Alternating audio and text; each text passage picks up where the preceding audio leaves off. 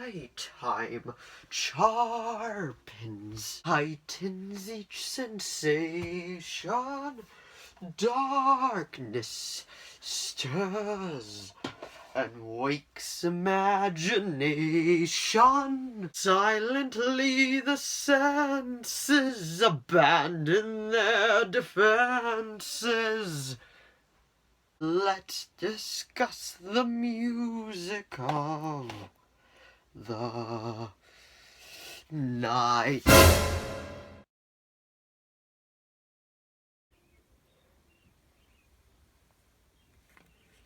Hello, today we shall be doing something a little different. Today I thought we could do Phantom of the Opera, the musical, Broadway version, which they had a 25 years anniversary of the recording at the Royal Albert Hall, and then the Phantom of the Opera movie, which Gerard Butler and Emma Rossum, I believe? Yep. Emmy Rossum and Patrick Wilson. And anyway, I thought it'd be fun to compare the two. I like a good amount of musicals, not all of them, but this is one of my favorites, so I was like, let's start off this with Phantom of the Opera. Dun dun dun dun dun dun dun. So, to start off with, we'll be comparing the prologues. The prologues both start at an auction house at the Royal, at the Opera House, and the only difference is in the musical, it's actually extended. The actual, the Broadway musical, okay, we'll go Broadway and movie. The Broadway musical originally opened up with Michael Crawford and Sarah Brightman, and the movie, we already went through it, Gerard Butler and Emmy Rossum. But anyway, it opens up at the Opera House, as we said, and then in the movie version, it's actually black and white, and the movie version has more flashbacks to the past. And before we get any further, there will be spoilers. In the movie version, we actually find out that Christine is dead, I think halfway through, because we see old man Raoul going there, and there actually is a sequel to Phantom of the Opera that is called Love Never Dies. This is the Australian version that they did release on Blu-ray and DVD, which this is a video on its own because it's interesting. But anyway, then we go into the Opera House, and the actual intro when the Opera House is coming to life and blah blah blah. I think the movie version actually handled that better. But then we get into our Phantoms. If we're just comparing these two, which we are, the 25th anniversary Broadway edition, and then the movie version, we have Raymond Carmoul as the Phantom and Sierra Boggess as Christine. And Raymond is a better Phantom, and Sierra Boggess is a better Christine. But the movie version is very good, and the movie version does actually change a few things. But the scene, Masquerade and Why So Silent, when the Phantom comes down, his original Why So Silent is actually only like a minute and a half in the Broadway version, and in the movie version, the other song, Notes Twisted Every Way, is actually extended with the Phantom. He's like, just a few rehearsals before, just a few requirements before rehearsal starts, something like that. And then the Phantom actually has that line in the Why So Silent, good messieurs, in that scene, so it's actually a bit different from scene to scene. And then the actual setup when the Phantom's lair is actually much more in detail in the movie, which you expect it to be because of Broadway show, have Broadway sets, and they do what they can, but mainly, the singers in the Broadway version are better, and there's a couple scenes in this which are really cool, but Gerard Butler, I think he shines on the high parts, which is the mirror when he's like, insolent boy, the slave of fashion. I think that's the part that he shines in, and then Music of the Night is definitely where Raymond shines in for sure. Then we'll talk about the end scene, which is the main part I want to talk about, which was the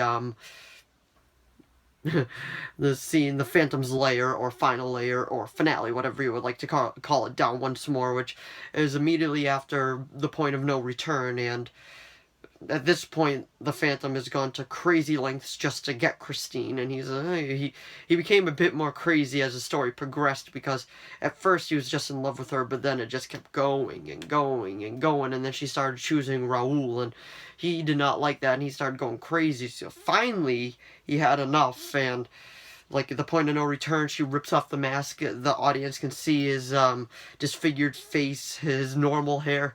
So he brings her down to his lair, and that's the final part when Raul tries to save him. Then he chains him up, and he, well, not chains him up, but ties him up with a noose, and he's like this, and he's like, keep your hand at the level of your eyes, which is supposed to be, if he did that, like, the noose would actually go around his hand and not choke him, and he could break free, but surprised he didn't do that. Now, both of these versions actually handles this scene differently, but very well in my opinion in both ways.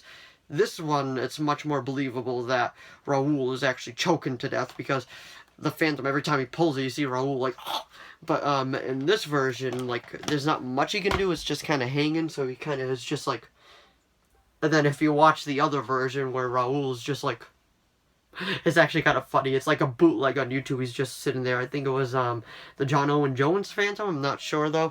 But anyway, the final part, especially after she, like, pitiful creature of darkness, and then she comes after her and then she kisses him, and that scene I think was handled better in the Broadway musical, which, like, I thought was just like, made you really feel for him. You actually started crying. And then the part when, like, he feels like he's like, well, what have I done? And then he sends her away, and then he's like, masquerade, paper faces on parade, masquerade, hide your face so the world will never find you.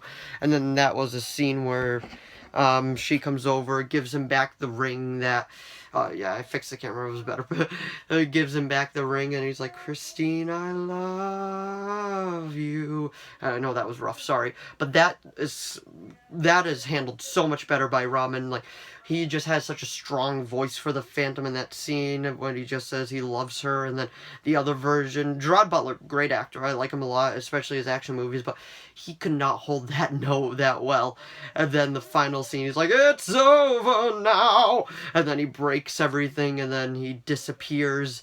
And I thought, like, the final layer, I like both versions, but I definitely think the Broadway version does handle it better than the movie, but there are specific scenes that the movie handled better than the Broadway version, which I think the movie actually handled the mirror scene better, and then introduction to the characters, and just, like, they're both really good, but they're both very different in their own ways. And fun little fact, the movie version is actually directed by Joel Schumacher, which did Batman and Robin and Batman Forever, so that's interesting. But anyway, that was my own little, like, my first attempt at these. I'm gonna be making a few more. I got one I can do about Sweeney Todd, Les Miserables, maybe Jesus Christ Superstar. But anyway, that was these two, the Phantom of the Opera. So if you enjoyed this video, please give it a like and a subscribe. This was the first one, so I know it's a little rough, so please be easy on me. And I shall see you all in the next video. Bye! It's over now, the music of the night.